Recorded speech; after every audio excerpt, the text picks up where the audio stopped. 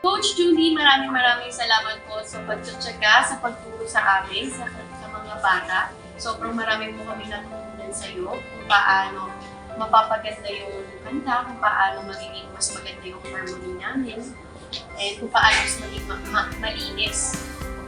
Kaya maraming salamat po, Coach Julie.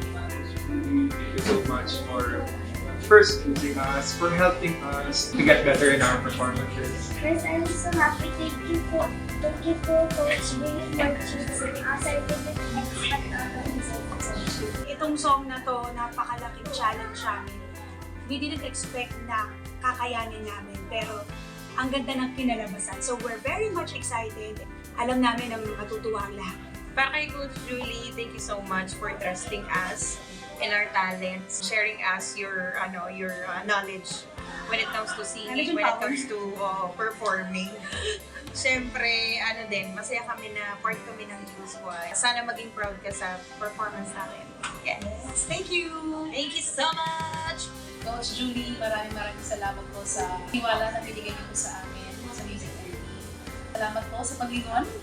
Salamat po sa, syempre, the friendship that we already developed.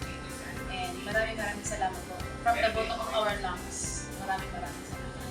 Isa lang po mag-promise namin na yung performance po na ibibigay po talaga namin yung best for the people.